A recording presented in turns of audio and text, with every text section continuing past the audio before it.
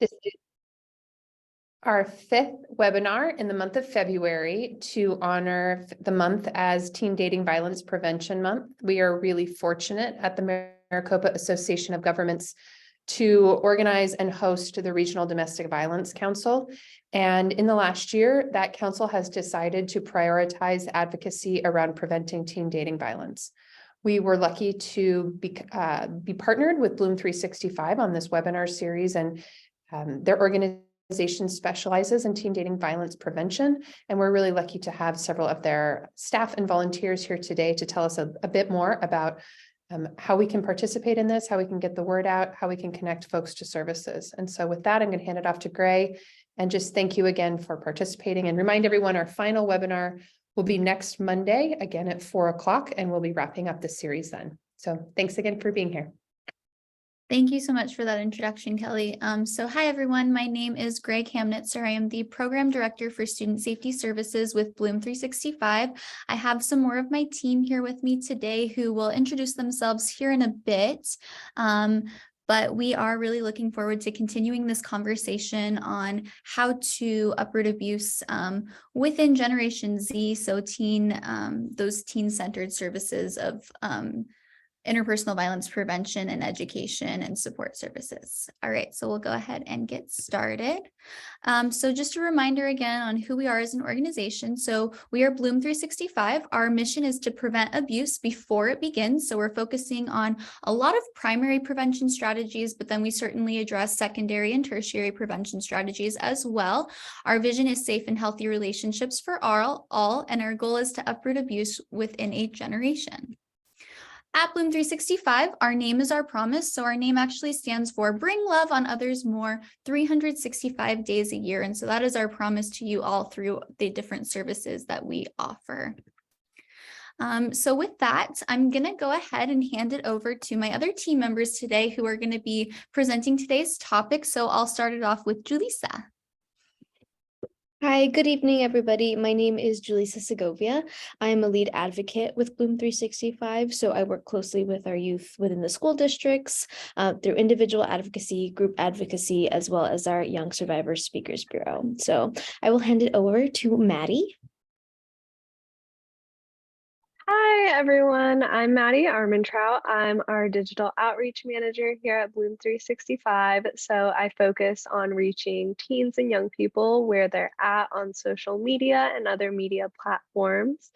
And I will pass it over to Sarayu. Hi, I'm Sarayu, and I'm the lead peer advocate for Paradise Valley High School. I have my peer advocate crew on campus, and we work to cultivate a culture of respect and empathy and uproot abuse in our generation. Thank you so much. With that, we will go ahead and dive into today's topic. So today is webinar number 5. I do see some repeat attendees. I appreciate all of you for continuing to be a part of these important conversations. So today we're going to talk about how to prevent teen dating violence through our 7 C's. So our 7 C's stand for communication, conflict resolution, consent, campaigns, conversations, and how to make that culture change. So as we have this conversation, today's conversation is really focusing on what we refer to as root solutions. So these root solutions represent some protective factors, which are the various factors in an individual's life that are going to help make it so they are less likely to show up needing to exert that power and control within their relationships, and a little bit less likely to experience some of that victimization. So today we are going to talk about strategies that closely tie into building up that empathy and that positive top behavior. So first, we're going to talk about communication. So if I could get people to share in the chat, what is communication? How would you all define communication? What do I mean by that? So go ahead and share in the chat if you would. What is communication?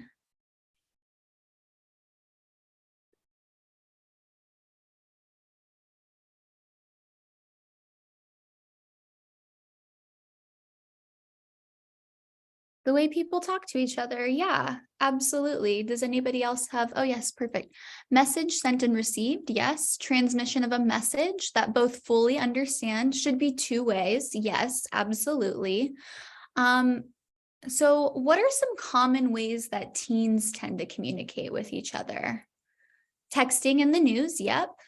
The way we express between each other, absolutely. So what are those common ways? Social media, yep, is definitely big. That's a big way that young people communicate. Texting as well, absolutely.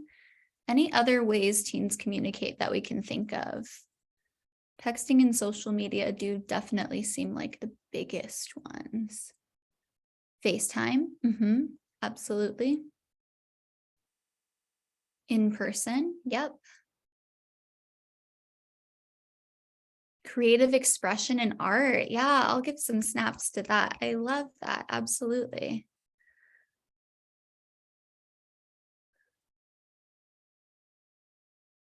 Perfect. So we'll go ahead and move forward. I also, before we continue, I'm going to go ahead and have Julissa share in the chat. We do still have the option for those of you who are attending this webinar to submit what we call elephant in the room questions. So we recognize that when we're talking about interpersonal violence, that might bring about some uncomfortable questions, comments, concerns that maybe we don't want to address here, that we don't want to particularly talk about in front of everybody. And so this is your way to anonymously submit those questions, comments, and concerns, and then we'll connect you to our advocates from there to get those questions, comments, concerns answered, or you're always welcome to have a chat with us after the webinar concludes. Additionally, you can see other questions, comments, concerns that students have had at the many education events that we've provided. If you go to bloom365.org/FAQs, I'll have Julissa share that in the chat too in a bit here for us, but we'll continue on our conversation. So communication is the sharing of ideas. It is how we get our needs met, and it is the sending and receiving of messages. So pretty important stuff here. Now we're going to talk about conflict resolution, and we're going to use communication as a tool to navigate conflict resolution today. But before we can do so, we want to make sure we all have a mutual understanding of what a conflict is. So if I could have you all share in the chat again, how would you all define conflict? What is a conflict?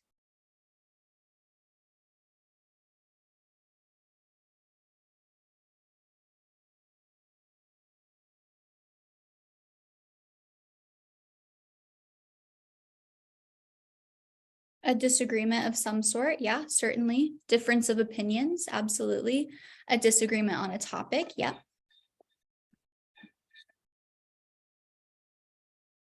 Any other definitions of conflict? If not, what are some common conflicts that we see happening among teen friendships and relationships?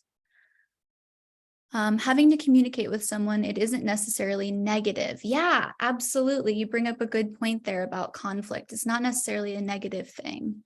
So they could have common conflicts or in relationships and friendships through some barriers. Absolutely. Like we talked about previously, loyalty could cause some conflict between teens and their friendships and their relationships. Absolutely.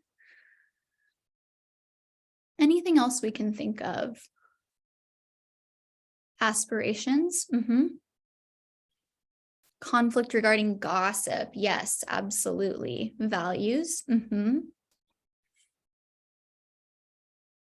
Absolutely. These are all really valid responses.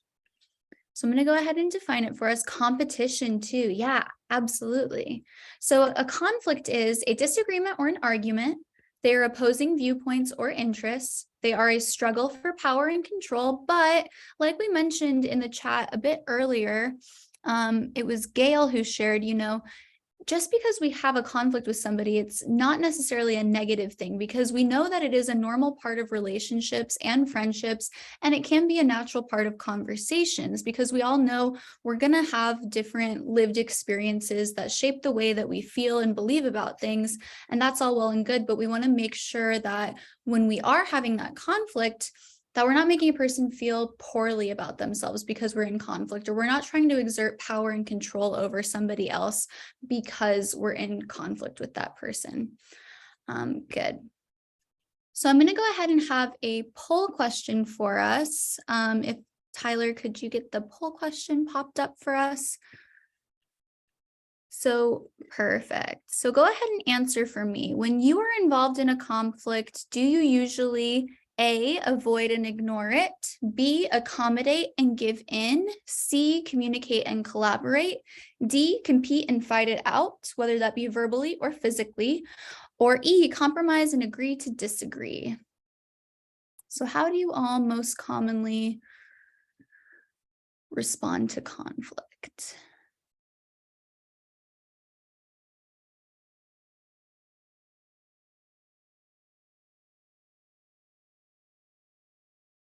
All right, I'm going to go ahead and share how we've responded here. So 21% of us said that we're going to avoid and ignore it.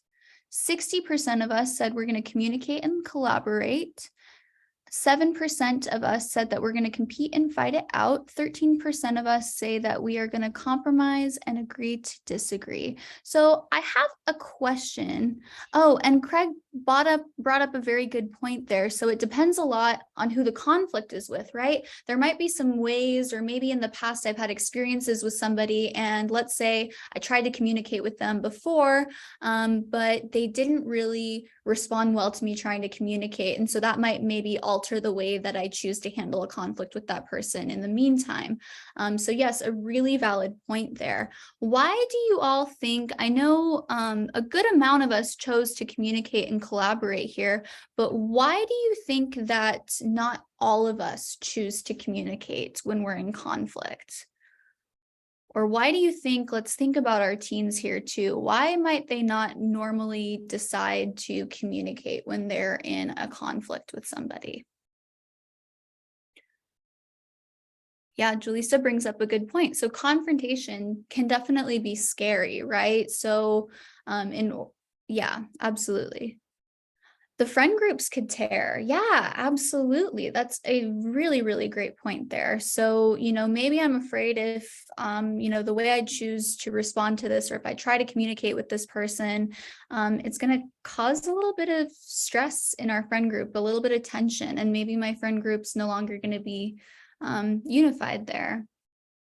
It can be easier to react in an emotional way. Absolutely. Some people are just anti-conflict through fear of ostracism or physical. Yeah, absolutely. So, maybe because of some experiences I've had, I don't like to approach conflict at all, because in the past, maybe, I've been ostracized by others, or I've been physically harmed by others when I tried to communicate through that conflict. Absolutely. So these are all really valid. Thank you for that. So I'm going to go ahead and end our poll. All right. So now we're going to talk about ways of resolving that conflict, ways of resolving conflict without trying to use power and control. And Gail shared, I have a client that doesn't say anything to a peer that picks on them because they don't want the other friends to dislike them. Yeah, and we see that happening a lot of the times. When it comes to conflict, I feel like some young people, they feel uncomfortable maybe communicating and sometimes setting boundaries within their friendships and their relationships due to fear that that person isn't going to like them anymore, or they're not going to want to hang out with them anymore because they chose to communicate those boundaries. But we do want to emphasize to young people, they all have the right to set those boundaries and have these communications about conflict within all of their friendships and all of their relationships, that, to a certain degree, I can only control how I'm going to handle this conflict, how I'm going to talk through my emotions with this person, but I do not have the responsibility of, putting on my shoulders how that person is going to choose to react to that. But for a young person, it can be hard to recognize that, and hard to maybe stick to those boundaries or those beliefs due to that fear of, being isolated, no longer fitting in with that group of people. We also shared in here, Carl shared that intimidation can play a factor into it. Absolutely. So now we're going to talk about conflict resolution, which we know is a strategic way to communicate in order to find a peaceful or a neutral solution to that disagreement or that conflict. So the way we're going to talk about conflict resolution today is through the use of an I statement. By a raise of hands, how many of you all here have heard of I statements before?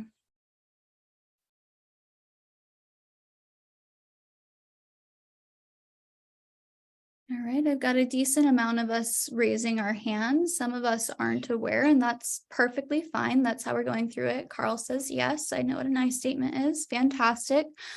So for those of us who aren't familiar with an I statement is something that is pretty powerful because it describes a couple different things here for us. So first, it's going to describe the behavior that we don't find acceptable, the behavior that's causing some sort of feelings. Next, we're going to talk about the feelings about that behavior or, that action and its effect of it on myself. Because how many of you all, and we can put our hands down now, but how many of you all have been in arguments before and that person was like, well, you never do this right. You're always doing things this way. You. By a raise of hands, how many of you attendees have experienced an argument like that before, where that person's going, you? Quite a few hands going up here. So those of you who have experienced that type of argument before, or that type of conflict, situation, how did that make you feel when that person said, you? Auto defensive. Yeah, Craig, absolutely. I definitely get on the defensive. Did anybody feel differently in those types?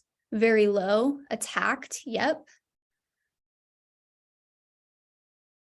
Any other feelings we felt when that person said you? Carl said ditto. Yeah. So this is why an I statement is super powerful. We remove the you from this and we're not able to explain ourselves. Yeah. So that you holds a lot of sting to it. And so the power of an I statement is that we completely remove the you from this way of handling conflict. So that way the person recognizes that, hey, I am just expressing to you how I'm feeling about this situation. And then ultimately, I'm going to come up with a solution to mutually tackle that problem together. And that shows that person, hey, I care enough about you that I want to talk to you and collaborate with you on how best to handle this conflict that I'm in. And so this is the basic formula of an I statement here. So it's going to start with I feel. We're always going to list next that emotion that we're feeling in that situation. Then we share when, and we're going to actually write out or, say out loud that situation or that behavior that's causing that feeling.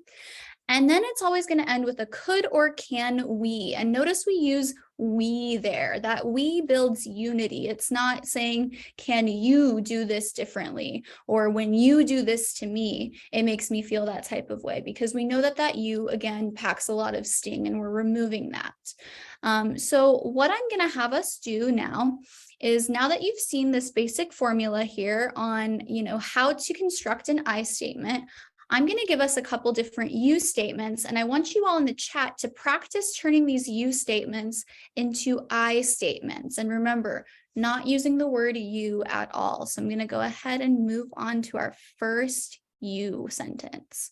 So this one says, you don't pay attention to me. So we can use the feelings words or the emotion words that we have listed there for you, but I want you all to practice in the chat with me. Write out a new way to write this sentence. So how can I turn this into an I statement that makes this person not feel attacked by me and solves the situation or attempts to solve the situation or conflict? So go ahead and share in the chat. What kind of I statements do we want to build from here? And you're going to use this formula. Okay, perfect. So America said, I feel like I'm not being listened to. So that's the perfect, you have the first part there. So I feel, like I'm not being listened to, or maybe I feel unheard, but now we're going to want to add the when. So we're going to want to come up with a when. So what's the situation or behavior? And then I'm always going to want to come up with a solution. So America, if you want to try maybe adding to that. So add your when sentence and your could or can we, and the rest of you can continue to work on typing up what do you think is a good I statement for this one. So instead of saying you don't pay attention to me. All right, Craig said, I feel left out when I am not listened to. Could we talk today? Absolutely. There we go. And we didn't use the word you. And so that didn't have as much sting in it. It wouldn't bring those feelings of needing to defend yourself out. Absolutely. Did anybody do a different one at all or think of something differently? I feel unwanted when I am not included. Could we talk about that? Yeah, absolutely. That was a perfect I statement there. Does anyone else want to take a stab at this one? If not, we'll move on to the next one. I feel loved when I'm being listened to. Can we call? Absolutely. So it's important to note here too, we can use some of those positive emotion words too. That tends to build a little bit more connection as well too. Perfect. So let's move on to the next one. Why do you always post pictures without asking me? So how can I rephrase that into an I statement? Go ahead and tackle this one in the chat for me. So why do you always post pictures without asking me? How can I rephrase that into an I statement?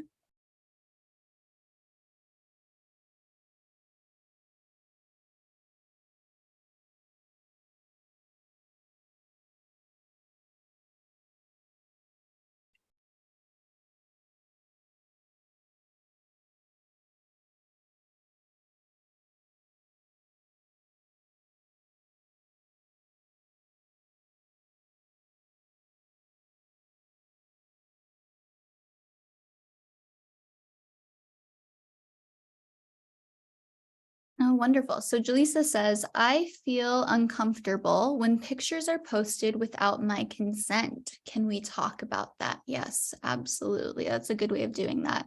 That's all right, Carl. I appreciate you tuning in. I want you to stay safe. Okay, Craig says, I feel vulnerable when I can't choose when pictures are posted. Could we talk about that? Yeah, that's a great one. And America says, I feel exposed when pictures are being taken without my consent. Could we discuss before they are posted? Great.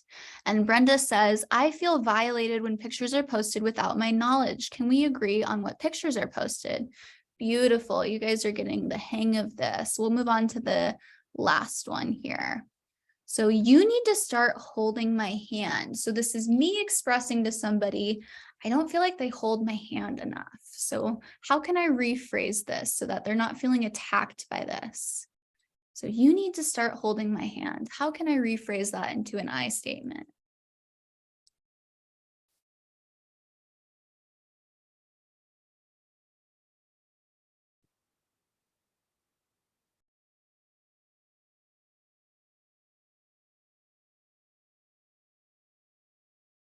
Julissa says, I feel safe when we hold hands. Can we do it more often? Absolutely.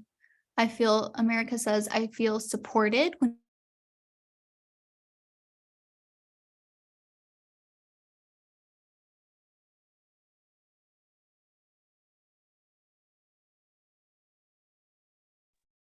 Oh, I think we lost Gray.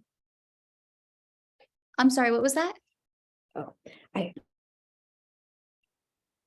I think we lost you for a second. You cut out for a second. Oh, I'm so sorry. Where did we cut off there? I think when we were reading America's, so that I feel supported when we are holding hands, could we do it more? Okay, sorry about that. Let me just get back into my PowerPoint here. Thank you for No letting me know. worries. We've had a little bit of unstable connection here. So let me just Yeah, make we'll continue reading what's in the chat while you get that pulled up. Oh, So perfect. Yeah. awesome. So Gail said, I feel more safe when you hold my hand. Do you think that we could hold hands more? Yes, great I statement. Craig said, I feel confident when we hold hands. Could we do it more often? Yes, definitely. So you guys are getting the hang of it, really, that putting that emotion that you feel instead of having it be a you statement towards the other person saying how you're feeling about the situation. And Joanna said, I would love it if you held my hand. All right. Perfect. So we've got everything all up and running again. Apologies for that delay. All right, so now we're going to move on to talking about consent. So this is a very important part of this. So we know that consent is, oh, and Donna shared with the chat. Hello, Donna. If you are a parent, caregiver, mentor, or trusted adult in the life of teen or teens, modeling I statements often is a fantastic way to help them learn how to communicate without being combative. It feels uncomfortable at first because we auto default you to maintain power and control, especially when teens try this with their peers. It's also important to note that the abusive partner could try to use I statements to manipulate. Yes, really great points there. So now we're going to talk about consent. So we know that consent is asking for permission. It is an enthusiastic yes. It is given every time and with a clear mindset, and it can be taken back at any point in time. So meaning that I could have maybe consented initially, but then things started happening. I became uncomfortable. I do have the right to then take back that consent. And we also want to emphasize with young people, and I like to emphasize this when we go out and teach in the community, but when we're asking for that permission or we're asking for that consent, we want to make sure we're being as straightforward and to the point as possible about what it is we're asking for that consent to do. Oftentimes, if we hear the phrase or somebody asks us, for example, hey, do you want to hook up with me? The term hook up can mean so many different things to so many different people that they might say yes, having one thing in their mind, and then things start happening and they have that recognition that, oh, wait, I was not thinking that this is what we were going to be doing. And so we want to emphasize to young people in our lives that when we're asking for that consent, we want to make sure we're being straightforward with that person about what it is I'm asking for that permission or that consent to do. Hopefully that makes sense to everybody. So now we are going to play, let me think about time here.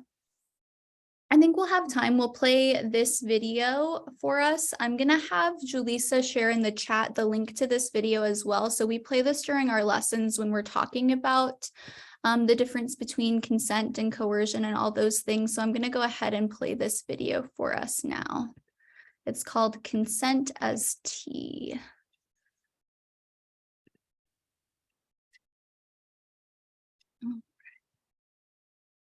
So let's just make sure that everybody can hear this first. So let me pull up my chat. Just let me know if we can hear this.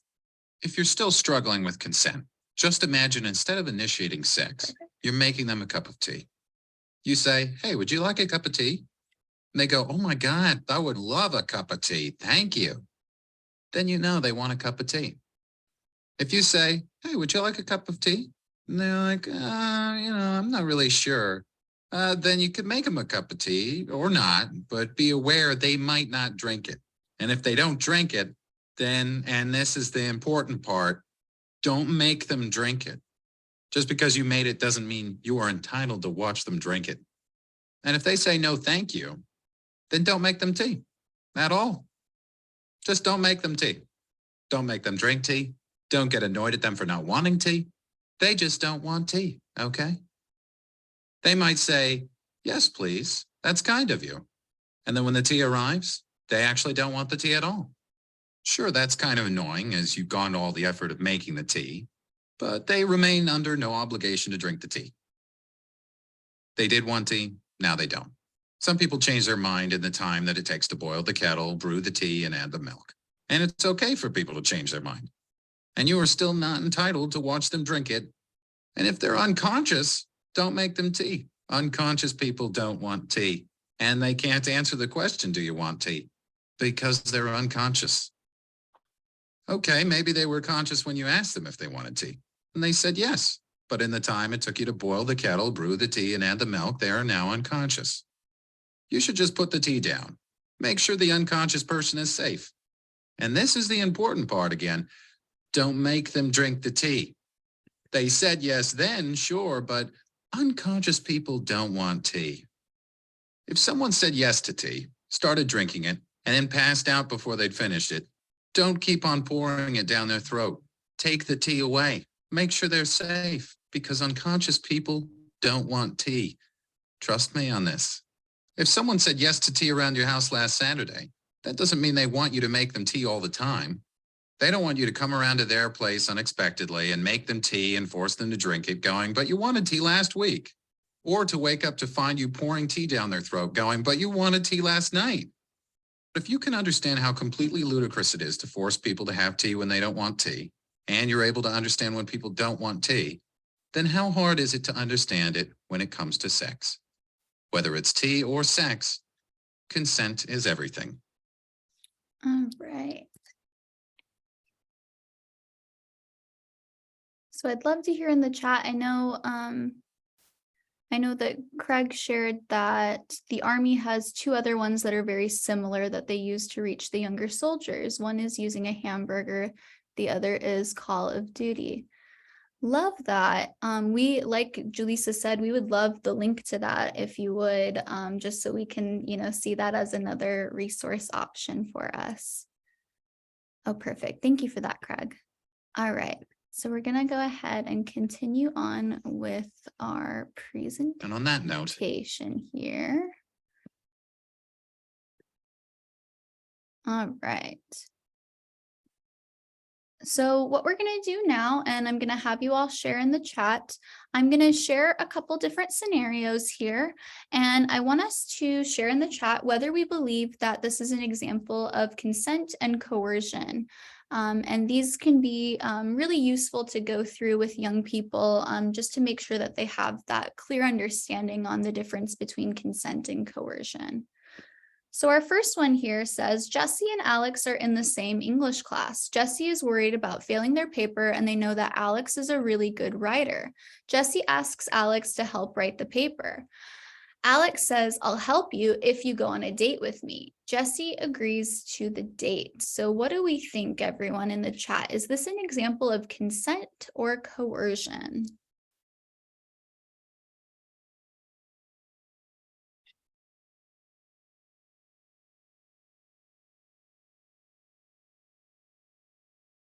Yes, so you're all on the right track here. We are getting coercion.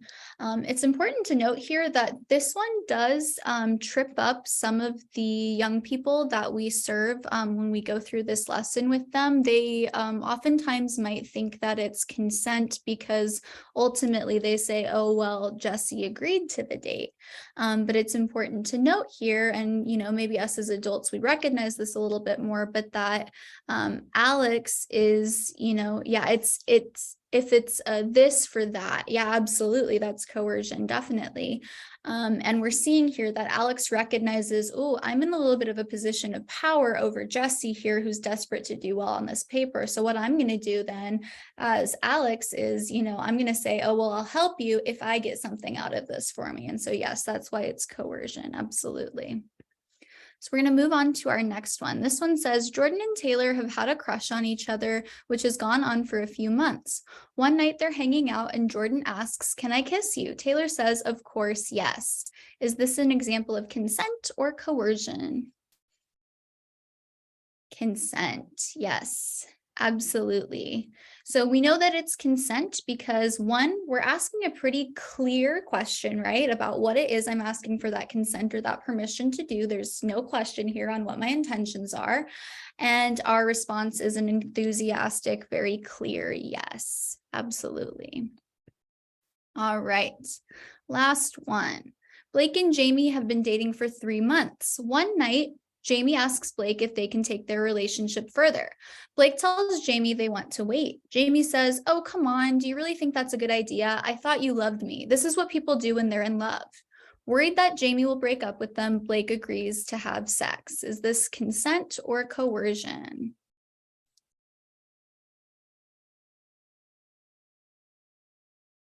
Yes, so everybody is saying coercion. Absolutely, that's correct. So we know that in this situation, it's coercion because we're being a little bit manipulative here. We're saying, oh, well, I thought you loved me, if you don't love me, if that's not the case, I guess you don't love me if you're not willing to do this. Yeah, we're guilting them. Absolutely. There's a lot of guilt tripping going on here, and that's going to instill some fear in Jamie because they don't want the relationship to end. And so they feel kind of forced to give that yes. So we know that maybe does not mean yes. Again, if it is not that clear, enthusiastic yes, we don't consider that to be giving that permission or that consent. All right, so now I'm going to go ahead and gear the conversation over to Julissa. Thanks, Gray. You're welcome. So now that we've kind of put our knowledge to the test with communicating, and now we know how to communicate in a healthier way, now we're really going to discuss how to address that elephant in the room and talk about how important it is to have these conversations with our youth. So, Gray, if you can go to the next slide. Yes, thank you.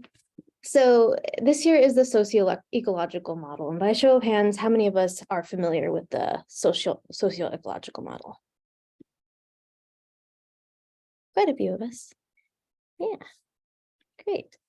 So yes, this is the Center for Disease Control's version of it. So this really shows how prevention works. So on an individual level of prevention, this is promoting that violence prevention and really modeling those healthy relationship behaviors like that conflict resolution that we just talked about, really having respect and empathy for our young people, right? On a relationship level, this is really, again, promoting and modeling those healthy relationships and those positive social norms with our closest circle of friends, our peers, maybe our family members, even on social media, with our followers, and teammates, everything like that, anything we might have a close relationship with. So if whether it's the young person that we are working with or that we are living with, right? On a community level, this is really bringing all members of a community together to remove those barriers, to really help remove those barriers that for asking for help faced by teens, right? Such as creating those safe places at a school for students to access help or support or peer connections. And then on a societal level, this is really protecting against by no longer condoning that through the media, strengthening laws and changing social norms in their generation. So again, to really uproot abuse and really prevent dating abuse, domestic violence, sexual violence, and specifically teen dating violence from spreading from one generation to the next. This is really going to require prevention on that individual relationship, community, and a societal level. So the socio-ecological model, Gray, if you can go to the next slide, please, thank you, really helps us understand how we are shaped by our surroundings. And again, it really shows how our actions impact our interactions with others. So we're really going to break it down, and we're going to start with the individual. So we're going to talk about how you can be that role model for a healthy relationship. How do we show those positive, healthy relationship behaviors to our young people? And you can share in the chat, or you can just really sit and reflect as we kind of discuss this. But in this next slide, I do want to give a little bit of a sensitive content warning, specifically with this one. You are going to see some quotes taken from a few of our anonymous testimonies submitted by survivors of teen dating violence for this specific webinar. So they were submitted specifically to be shown at this webinar. We won't read the testimonies. However, I may ask Gray or Maddie to put the link to the testimonies for you to read on your own time. With these testimonies, I do want to give a sensitive content warning. But through the discussion with our advocate team here at Bloom 365, we really started to see a pattern through only 10 of these testimonies. So we only received 10, and a lot of this pattern showed that, that 4 out of 10 said that the harm doer said that they would possibly unalive or hurt themselves if that partner left. 5 out of 10 of the survivors mentioned returning to that harm doer multiple times. 9 out of 10 experienced that verbal or emotional abuse. 3 out of 10 that physical abuse. 3 out of 10 experienced some form of ACEs. So they noticed they had that experience within their parental life.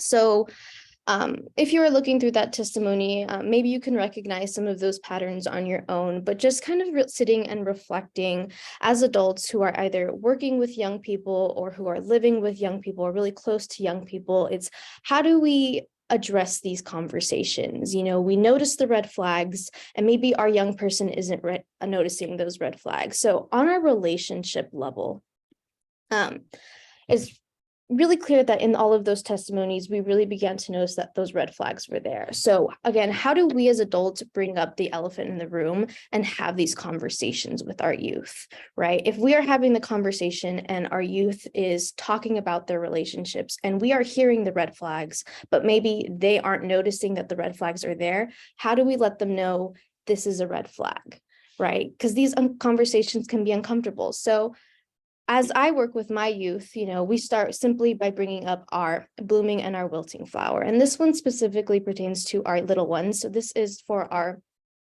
11 to 13-year-olds. So this one talks more about our healthier friendships, right? Because we do know that violence can also happen from our friendship relationships as well.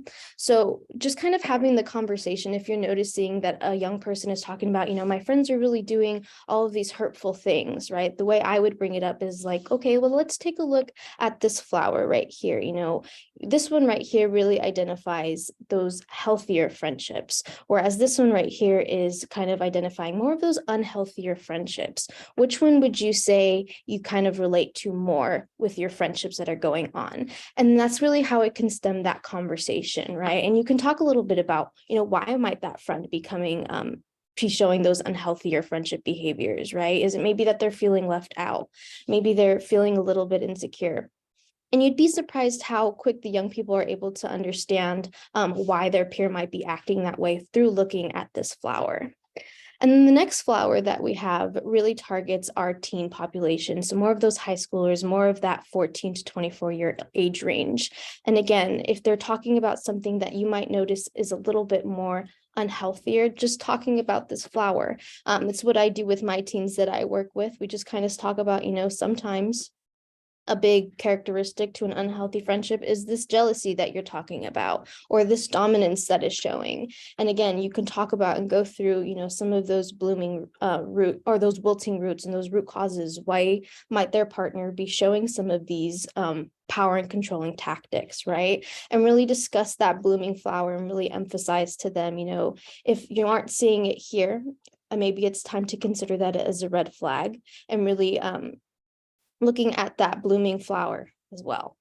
Another resource that we have is our red flags checklist. And this is something that the teen can go over by themselves if they're not comfortable going over it with you. We have those resources linked in that folder that I'm going to ask Gray to attach if she hasn't already.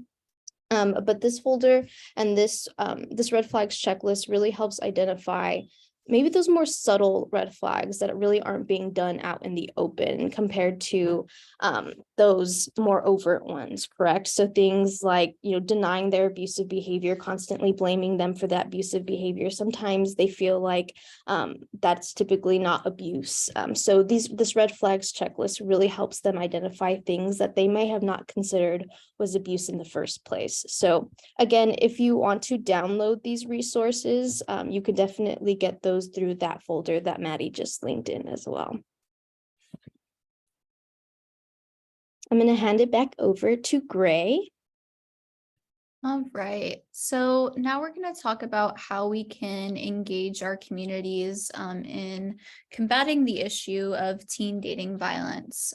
So one way that we do this, and something that I incorporate through Bloom 365 and help to build up in our school communities, is something that we refer to as a coordinated community response team. So this compiles a multidisciplinary team. You can see here that we have listed service providers that a school might use, their resource officers. Oh, I'm so sorry. Let me go back here. Give me 1 second. I knew I was going to click that too fast. Okay. So let me share my screen again. Okay. Apologies. So we can see that this is a compilation of multidisciplinary team that usually has our service providers at a school, resource officers, counselors, nurses, some of our lead peer advocates at those schools, if they do have a peer advocate crew there. PSO or PTO representatives, coaches, teachers, parents, and guardians, really anybody who is involved in addressing issues pertaining to interpersonal violence on school campuses. So we're having collaborative conversations, we're going through case studies and talking about best ways of enhancing or altering policies or procedures that we might have at that school environment related to how we respond to interpersonal violence issues happening on that campus. So this is something that has been really, really helpful in some of our school partner districts, and just really making sure that we're youth focused and centered in the ways that we choose to have these conversations and navigate these interpersonal violence issues that might be happening on campuses.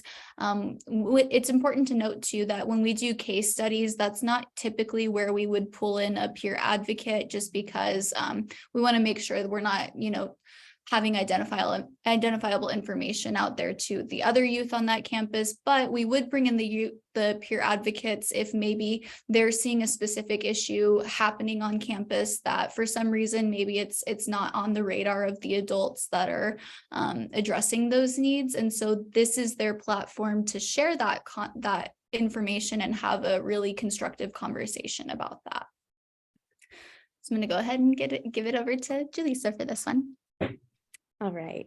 So another way that we help spread awareness to our community is through something called our silent witness exhibit. And so we know it's really important to have these conversations with our youth because unfortunately there are people who have lost their life to teen dating violence. So our Silent Witness Project is a national initiative to really honor the lives of those who lost their lives to relationship violence, and has really allowed us to spread awareness throughout our community. So this is a project that was done collaboratively with Excel, and essentially we created silhouettes, life-size silhouettes of real-life victims who lost their lives to teen dating violence, and each one of them have a shield in the center of their chest to really identify and really explain their story. And so what we do with the silent witness exhibit is we go out into the community, and essentially it's just set up as an exhibit. We post them separately so people have the time to chance to kind of really sit and read the story in depth and really just kind of embrace that moment. So we kind of go out into the community, anybody who is interested in having the exhibit presented on their campus or at their organization, and how, if you're interested in how we can get that booked, or if you're interested in any exhibits that are on their way, you can definitely send me an email, and I will put my email in the chat following this. But the silent witness exhibit, again, really just provides us a sense of awareness and sense of realness that young people definitely do lose their lives to these things. So this really helps us continue to spread awareness and show the realness of these things that are currently happening. And if you tune in next week, you will definitely be hearing from one of the family members of one of our silent witnesses as well. So if you want to tune in for that, I definitely recommend it. Perfect. Thank you for that, Julissa. All right, so now we're gonna switch gears and have Maddie lead this conversation. So talking about how we can engage society level in teen dating violence prevention and education services. Okay, so when we're looking at societal level, we're really looking at media, whether that's social media, that's TV, that's music, what young people are consuming. And it's just a matter of fact nowadays that social media is a reality of being a teenager. A lot of teenagers are on social media. One of the top desired jobs for Gen Z is being an influencer, is being a social media manager. So a lot is going on social media with teens. And so that's really a place that we focus, and that my job kind of focuses on to prevent teen dating violence. Okay, so how do we do teen dating violence prevention on social media? How can you integrate this into your social media, whether that's with your organization, your business, even in your personal life? So first, educating your network, and this can be done in a lot of different ways. So sharing statistics just to highlight what's going on, how many young people are really being affected by this. because not that many people know that teen dating violence is even an issue. So just educating people that might not really understand that this is going on in younger relationships. So sharing statistics, sharing different things that maybe you know about it. If you have any personal experience and are comfortable sharing that, educating your network about those types of things. And then sharing your why. And this, we'll kind of talk about First Friday campaigns a little bit later. But let's say you know that orange is the color for February for Teen Dating Violence Awareness Month. You post a picture wearing orange and you're sharing your why. So why are you doing this? Is it because you care about the issue? Is it because someone you know and love has been impacted by it? Is it because of your line of work? Why is the reason that you're involved with this? Because sharing your why and your reason behind it can get a lot of people involved, because then it kind of sparks that curiosity in their mind of, oh, why might I want to get involved in this? What is my why? And then sharing resources is always a really, really great thing to do, because you just never know who might follow you or be connected to you that might need a resource, that might be a teen or have a teen in their life that's maybe experiencing dating violence and they don't know who to reach out to. And so sharing, you know, the helpline number, we love to share that, 888-606-HOPE. Teens can text it, they can call. And so it's really a safe place for them to go to. They might not feel comfortable talking to someone about it yet, but calling a free confidential line might feel a little bit safer in those times. So those are some ways that you can prevent teen dating violence on your social media. And every campaign we do, we send out a media kit. So we kind of have graphics and captions and guidelines on how you can get involved in the different awareness campaigns on your own social media, whether that's as an individual or an organization or a business. And Yeah. I'm going to be passing it over. Oh, Greg, go ahead. That's okay. I just wanted to add, if you are interested in being added to our listserv and you'd like to be a part of those messages where we share out what we call our social media launch kits that Maddie was just referring to, if you want to get those graphics, those talking points, how to spread that awareness, you can definitely drop your emails in the chat and we'll be sure to add you to our listserv. So that way for the next awareness month or campaign or the remainder of February, you can get some of that social media tools and ways of having these conversations from us. All right, so now we can go ahead and pass it off. Oh yeah, and we'll pass it off to Sarai. Hi, everyone. I am the lead peer advocate at Paradise Valley High School, and First Friday campaigns and using my social media for them has just impacted not only my peer advocate crew, but just my school in general. What has happened with these campaigns is every time someone has bought any type of Bloom merchandise from us, or if they have a respect sticker, even if it's as a joke, or sometimes they do want it for themselves, someone will see that and someone can be positively impacted. Also, with our helpline cards, we have helpline cards all over campus and anyone can just access them. And on our social media, we've done a lot of like poll questions as well as making flyers about teen dating violence. But even outside of that, we've managed to engage the school because that's just how we roll. And then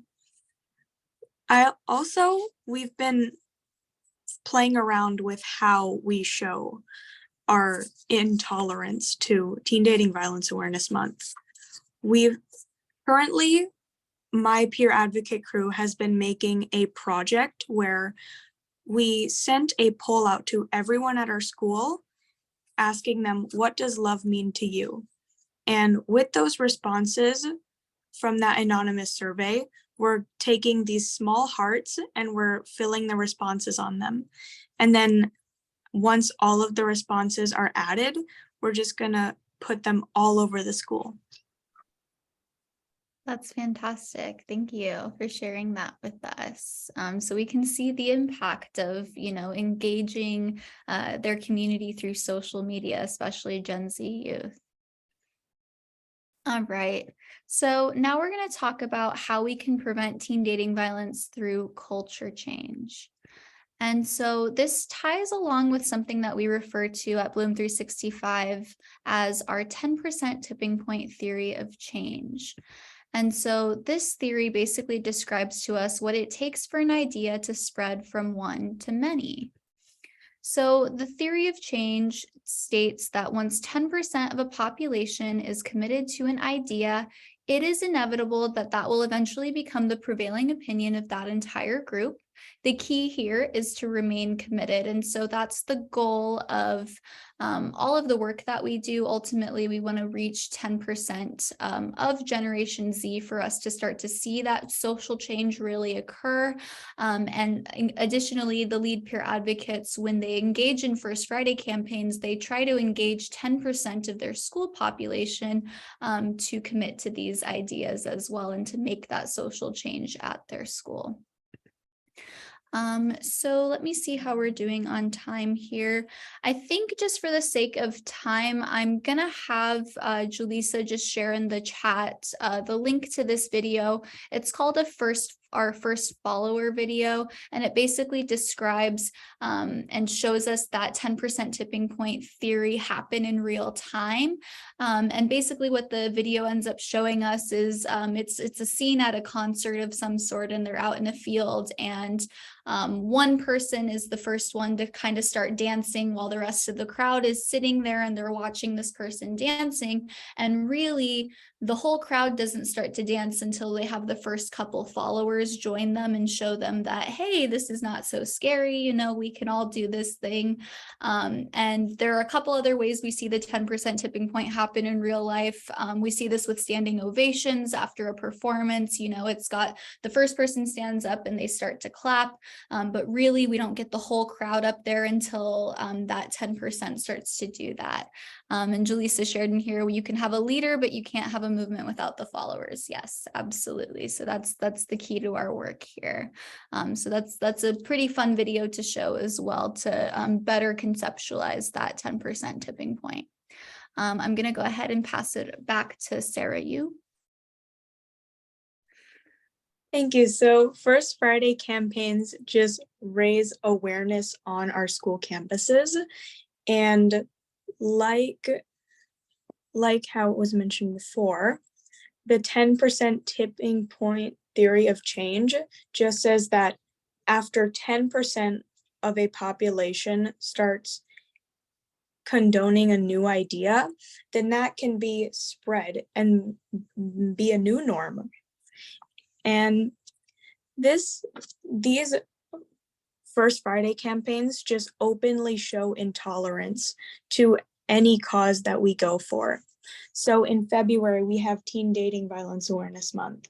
In April, we have Sexual Assault Awareness Month. And in October, we have Domestic Violence Awareness Month. And throughout this, we host elephant in the room conversations. We host all sorts of different things. And we just show our support and share our resources. I got disconnected, I'm so sorry. That's and okay. Then we spark even more conversations about the causes we are going for. Fantastic. All right. So at Bloom 365, we have something that we refer to as a big, hairy, audacious goal. So I'll let Sarayu describe that for us here. Our big, hairy, audacious goal is by 2030, we are going to have at least 10% of all Arizona school students educated on domestic violence awareness and teen dating violence awareness.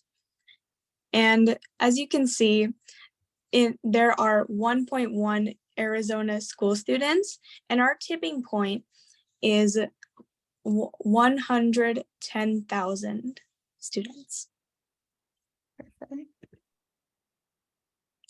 And then this can transpose from Arizona all the way to the US. So the amount of teens in the US are 47 million, and just 10% of that is 4.7 million. So with implementing Bloom elsewhere, we can help reach that number. Perfect. And then we have our big, hairy, audacious goal here as well in regards to engaging U.S. service members.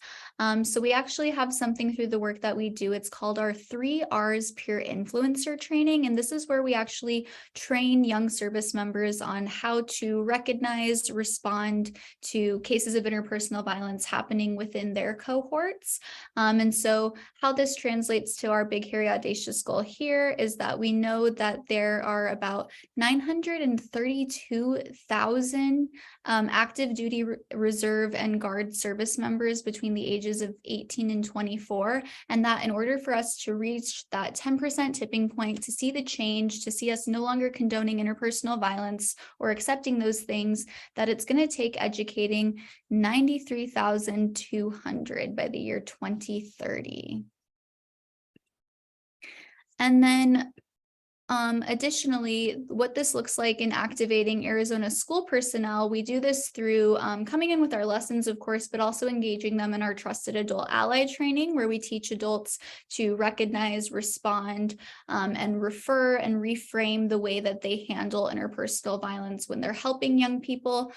So to reach that 10% tipping point, to see that social change occur in the adults and young people's lives, we know that there are approximately 59,794 Arizona public school teachers. To reach that 10% tipping point, again, to see that social change occur, it's going to take reaching 5,979 school personnel in Arizona. And then we have that also transposed to on a bigger scale. So US, we know that there are 5.4 million school teachers and support staff in the US. To reach that 10%, we want to activate, recognize, respond, and refer. So again, with our Trusted Adult Ally training, reaching 540,000. And so ultimately, the goal of our work here is, all of us know what to do when we catch fire, right? We know that we need to stop, drop, and roll. However, when it comes to interrupting interpersonal violence, we don't really have the same messaging. And so we want to make responding, activating, having these conversations about interpersonal violence, uprooting abuse within our generation. We want this to be as well known and as easily able to spot and go to as it is for us to know to stop, drop, and roll when we catch fire. So with that, again, oh, perfect. So Donna says, so when we all have the chance to watch the first follower TED Talk, hopefully you'll be inspired to follow Bloom 365's tipping point theory of change and help us reach the 10%. Yes, absolutely. Absolutely. So with that, hopefully you were inspired by today's webinar.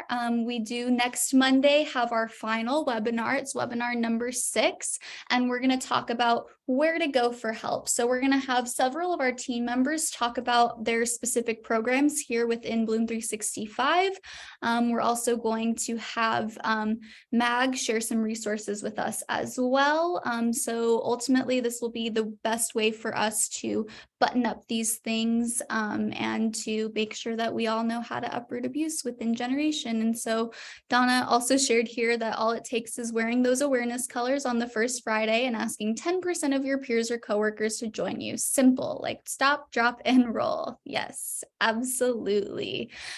So with that, I know it was shared in the chat earlier, but we do have that public resource folder. You can go ahead and scan this QR code with your phone. I will have Julissa share it in the the chat once more for us here. So you have that link again. This is going to take you to all those different graphics that we shared. If you want us to share links to some of those videos that we played as well, we can share those again. But I just want to thank you all again for tuning in, for being engaged in these conversations. It's going to take all of us working together to ultimately see teen dating violence and all these other forms of interpersonal violence no longer be the norm. So thank you.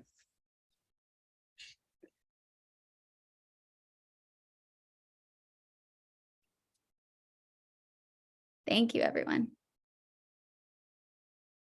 And if anybody had any final questions, comments, concerns, anything that they wanted to share in the chat, you can certainly feel free to do so.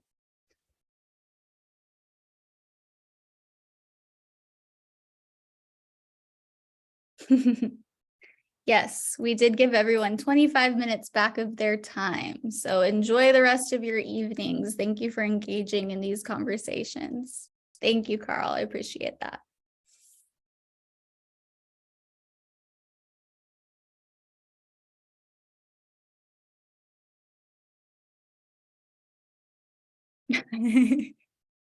That's okay, Donna. We did give everybody back some time.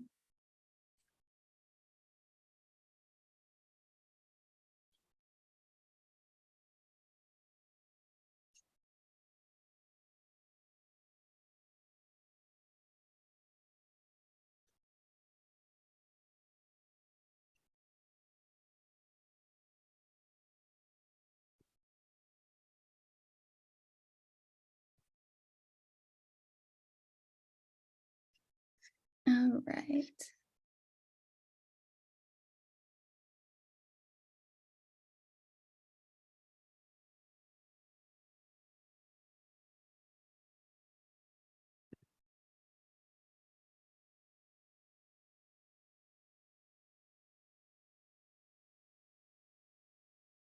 Thank you, Carrie.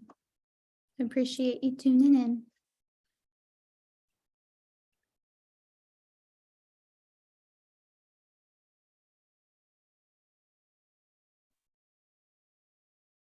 It looks like there's some people still with us. So if you have any other questions, feel free to ask them in the chat. We're here to answer them.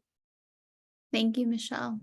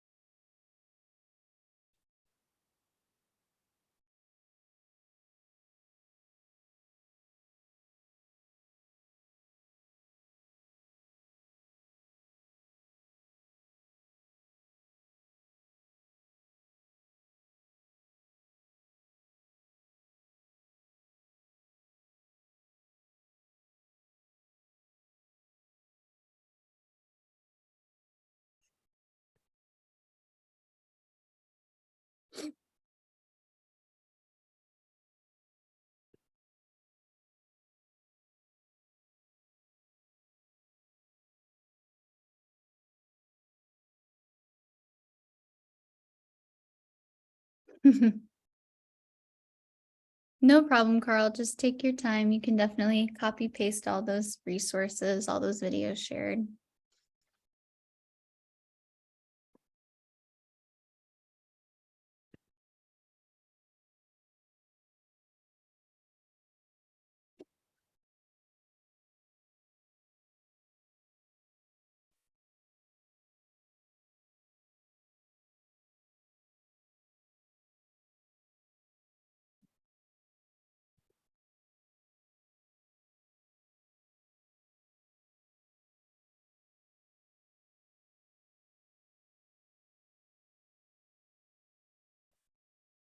Carl, if this makes it easier for you, here should be all of the links. Let me just throw the testimony one in there.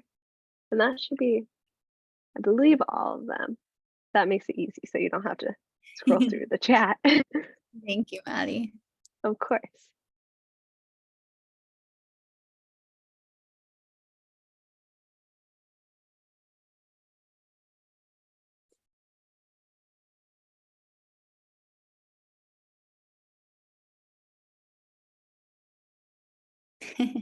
Oh, good. I'm glad.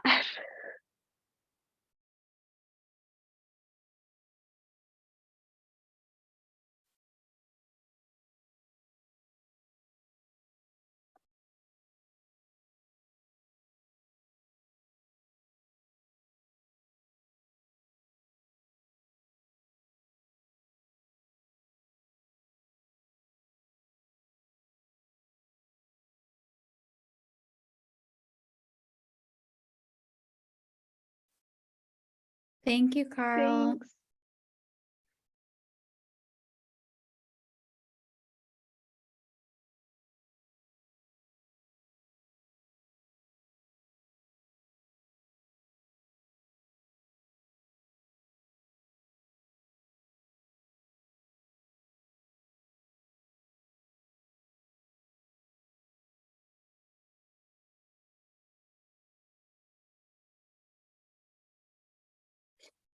Harry, was there anything else you needed us to share in the chat or any final questions, comments, concerns, anything before we close this out?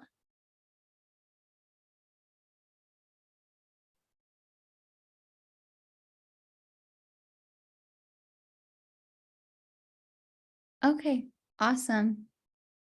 Thank you so much.